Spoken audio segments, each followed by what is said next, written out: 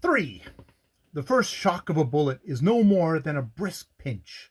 The wrecked body does not send in its protest to the soul till 10 or 15 seconds later.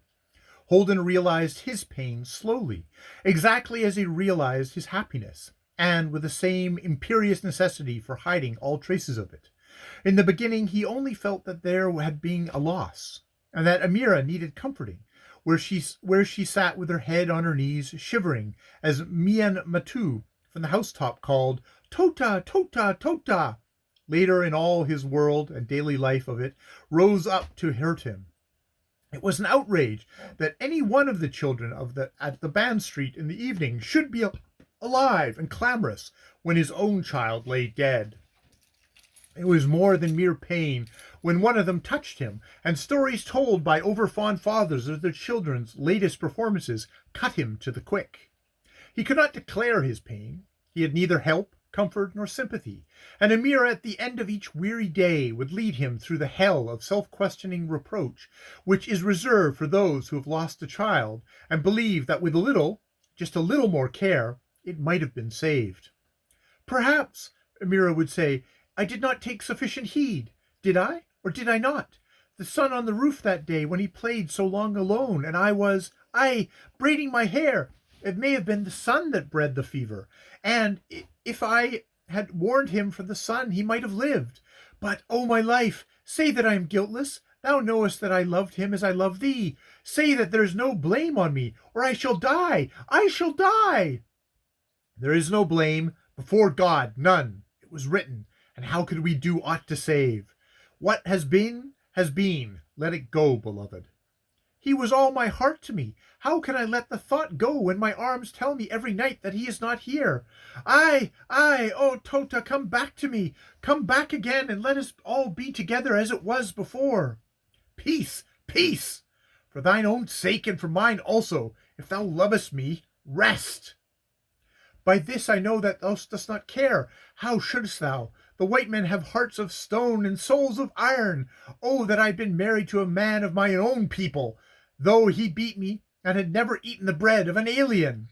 Am I an alien, mother of my son? What else, Sahib? Oh, forgive me, forgive me. The death has driven me mad. Thou art the life of my heart, and the light of mine own eyes, and the breath of my life, and I have put thee from me, though it was but for a moment. If thou goest away, to whom shall I look for help? Do not be angry. Indeed, it was the pain that spake, and not me, and not thy slave." I know. We be two who were three. The greater need, therefore, should be one." They were sitting on the roof as of custom. The night was a warm one in early spring, and sheet lightning was dancing on the horizon to a broken tune played by far-off thunder. Amira settled herself in Holden's arms.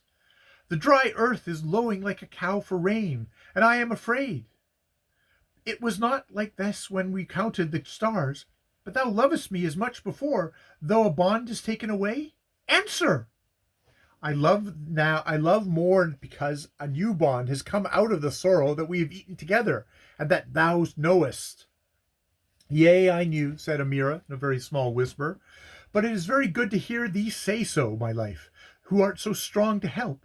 I will be a child no more, but a woman and an aid to thee. Listen, give me my sitar, and I will sing bravely." She took the light silver-studded sitar and began a song of the great hero Raj Rasula. The hand failed on the strings, the tune halted, checked, and at a low note turned off to the poor little nursery rhyme about the wicked crow. "And the wild plum grow in the jungle, only a penny a pound, only a penny a pound, Baba, only." Then came the tears and the piteous rebellion against the fate till she slept, moaning a little in her sleep, with the right arm thrown clear of the body, as though it protected something that was not there. It was after this night that life became a little easier for Holden. The ever-present pain of loss drove him into his work, and the work repaid him by filling up his mind for 9 or 10 hours a day. Amira sat alone in the house and brooded, but grew happier when she understood that Holden was more at ease, according to the custom of women. They touched happiness again, but this time with caution. "It was only because we loved Tota that he died. The jealousy of God was upon us, said Amira. I have hung up a large black jar before our window to turn the evil eye from us. We must make no protestations of delight, but go softly underneath the stars, lest God find us out. Is that not good talk, worthless one? She had shifted the accent on the word that means beloved, in proof of the sincerity of her purpose. But the kiss that followed the new christening was a thing that any deity might have envied. They went about henceforth saying, it is not, and hoping that all the powers heard.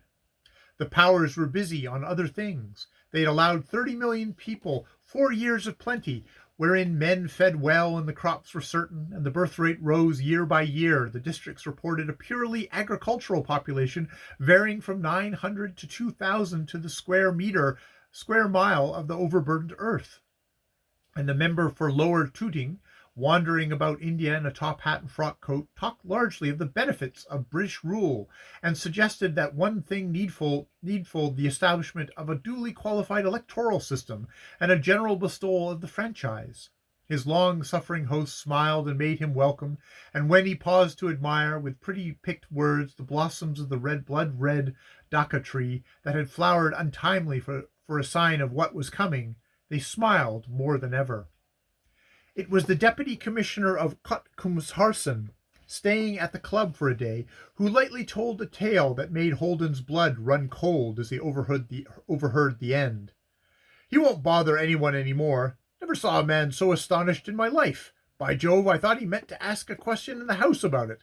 Fellow passenger in his ship, dined next to him, bowled over by the cholera and died in 18 hours. You needn't laugh, you fellows. The member for Lower Tooting is awfully angry about it.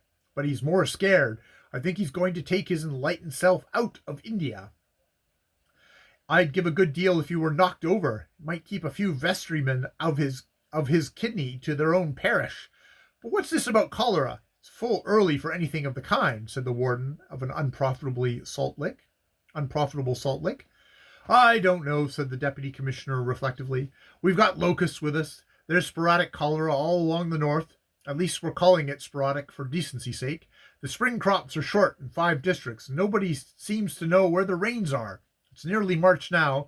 I don't want to scare anybody, but it seems to me that nature's going to audit her accounts with a big red pencil this summer. Just when I wanted to take leave, too, said a voice across the room. There won't be much leave this year, but there ought to be a great deal of promotion.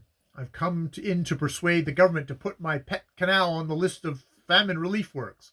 It's an ill wind that blows no good. I shall get that canal finished at last. It is the old program, then, said Holden. Famine, fever, and cholera? Oh, no, only local scarcity and unusual prevalence of the seasonal sickness. You'll find it all in the reports if you live till next year. You're a lucky chap. You haven't got a wife to send out of harm's way. The hill stations ought to be full of women this year. I think you're inclined to exaggerate the talk in the bazaars, said the young civilian in the secretariat. Now I have observed. I dare say you have, said the deputy commissioner, but you've got a great deal more to observe, my son. In the meantime, I wish to observe to you, and he drew himself aside to discuss the construction of the canal that was so dear to his heart. Holden went to his bungalow and began to understand that he was not alone in the world, and also that he was afraid for the sake of another, which is the most soul-satisfying fear known to man. 2 months later, as the deputy had foretold, nature began to audit her accounts with a red pencil. On the heels of the spring reapings came a cry for bread, and the government, which had decreed that no man should die of want, sent wheat. Then came the cholera from all 4 quarters of the compass.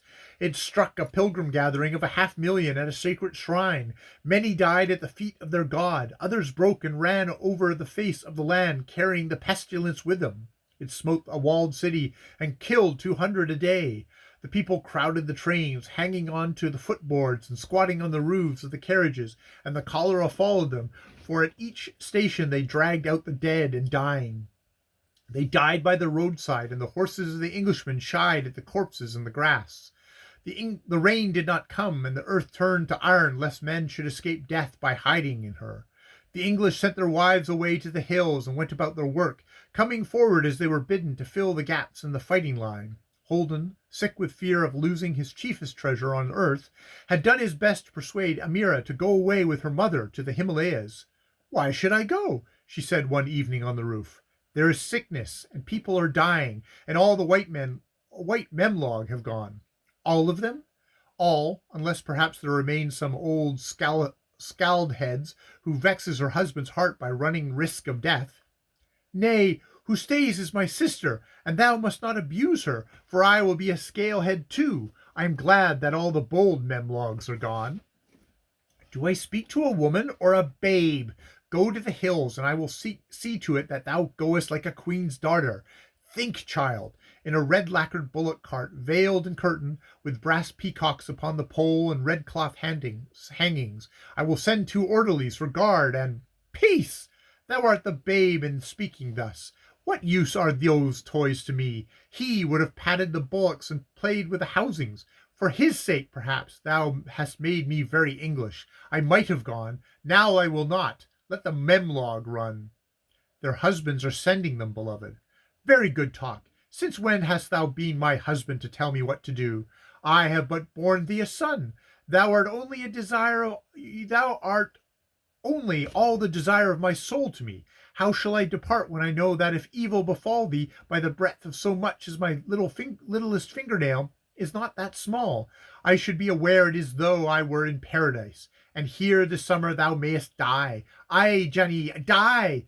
And in dying they might call to tend thee a white woman, and she would rob me of the last of thy love.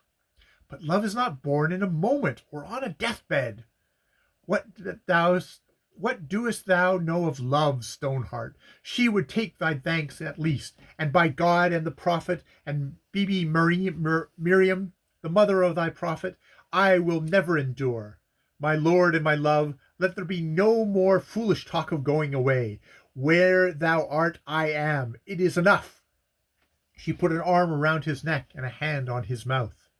There are not many happinesses so complete as those that are snatched under the shadow of the sword.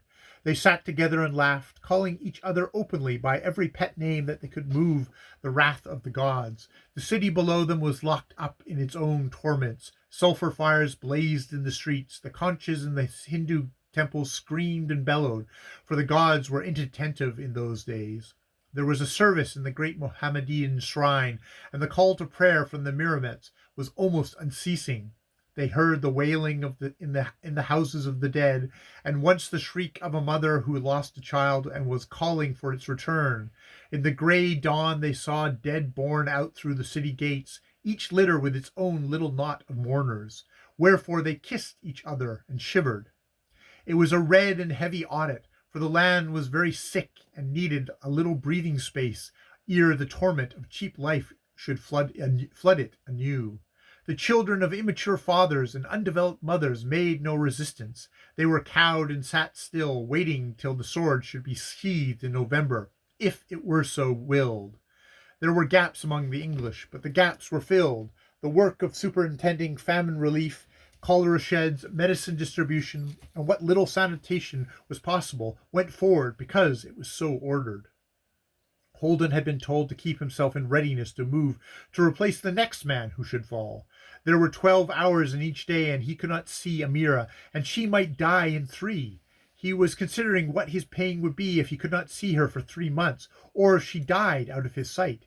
He was absolutely certain that her death would be demanded, so certain that when he looked up from the telegram and saw Pir Khan breathless in the doorway, he laughed aloud. "And," he said, "when there is a cry in the night and the spirits fluttered in the throat, who has a charm that will restore? Come swiftly, heaven-born. It is the black cholera."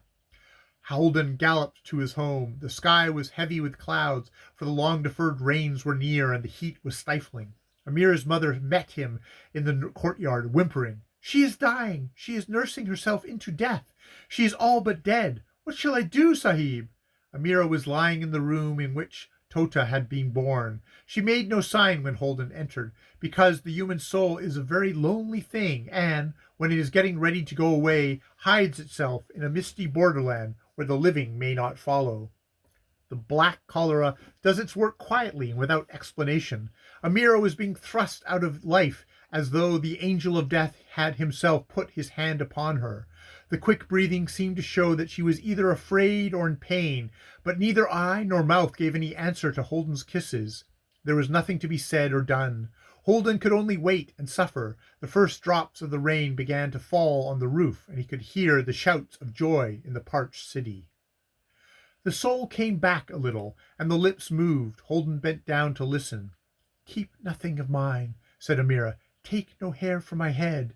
She would make thee burn it later on. That flame I should feel. Lower, stoop lower. Remember only that I was thine and bore thee a son. Though thou wed a white woman tomorrow, the pleasure of receiving in thine arms thy first son is taken from thee forever. Remember me when thy son is born, the one that shall carry thy name before all men. His misfortunes be on my head. I bear witness, I bear witness." The lips were forming the words on his ear, "that there is no God but thee, beloved." Then she died. Holden sat still, and all thought was taken from him, till he heard Amira's mother lift the curtain. "Is she dead, Sahib?" "She is dead." "Then I will mourn, and afterwards take an inventory of the furniture in this house, for that will be mine. The Sahib does not mean to resume it? It is so little, so very little, Sahib, and I am an old woman. I would like to lie softly." "For the mercy of God, be silent a while. Go out and mourn while I cannot hear." "Sahib, she will be buried in 4 hours. I know the custom. I shall go ere she is taken away. That matter is in thy hands. Look to it, that the bed on which she lies, that beautiful red lacquered bed I've long desired, that bed is left here untouched for my disposal. All else in the house is thine. Hire a cart, take everything, go hence, and before sunrise let there be nothing in this house that which I have ordered thee to respect." "I am an old woman. I would stay for at least for the days of mourning, and the rains have just broken. Whither shall I go?" "What is that to me? My order is that there is going. The house gear is worth 1,000 rupees, and my orderly shall bring thee 100 rupees tonight." "That is very little. Think of the cart hire." "It shall be nothing unless thou goest, and with speed. O woman, get hence, and leave me with my dead." The mother shuffled down the staircase, and in her anxiety to take stock of the house fittings, forgot to mourn. Holden stayed by Amira's side, and the rain roared on the roof. He could not think connectedly by the reason of the noise, though he made many attempts to do so. Then 4 sheeted ghosts glided dripping into the room and stared at him through their veils. They were the washers of the dead. Holden left the room and went out to his horse. He had come in a dead, stifling calm through ankle-deep dust. He found the courtyard a rain-lashed pond alive with frogs. A torrent of yellow water ran under the gate, and a roaring wind drove the bolts of the rain like buckshot against the mud walls. Peer Khan was shivering in his little hut by the gate, and the horse was stamping uneasily in the water. "I have been told the Sahib's order," said Peer Khan. "It is well. The house is now desolate. I go also, for my monkey face would be a reminder of that which has been. Concerning the bed, I will bring that to thy house yonder in the morning. But remember, Sahib, it will be to thee a knife in a green wound.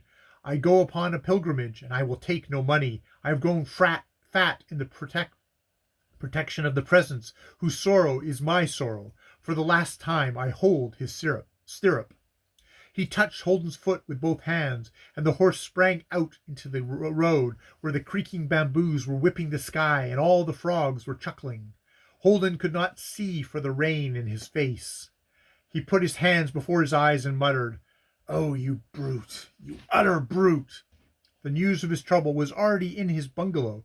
He read the knowledge in his butler's eyes when Ahmed Khan brought in food, and for the first and last time in his life laid a hand upon his master's shoulder, saying, "Eat, Sahib, eat. Meat is good against sorrow. I also have known. Moreover, the shadows come and go, Sahib. The shadows come and go. There, these be curried eggs."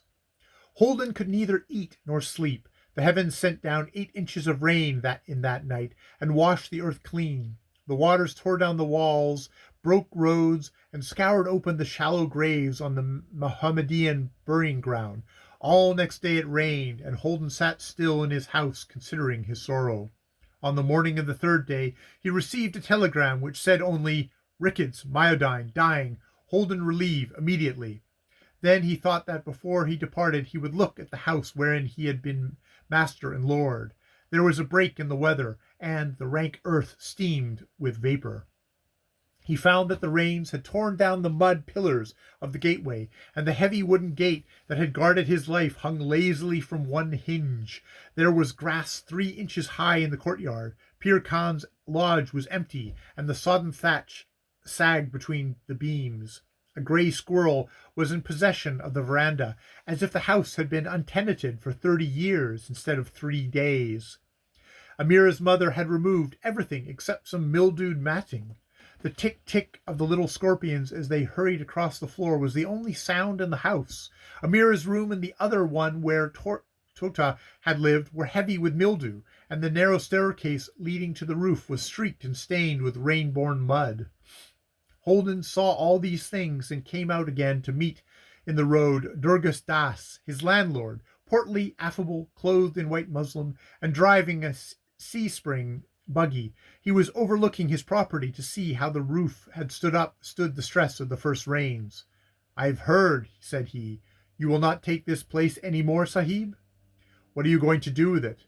"Perhaps I shall let it again. Then I will keep it on while I am away." Durga Das was silent for some time. "You shall not take it, Sahib," he said. "When I was a young man, I also. But today I am a member of the municipality." "Ho, no! When the birds have gone, what need to keep the nest? I will have it pulled down. The timber will sell for something always. It shall be pulled down, and the municipality shall make a road across, as they desire, from the burning ghat to the city wall, so that no man may say where this house stood." That is the end of Without Benefit of Clergy by Rudyard Kipling.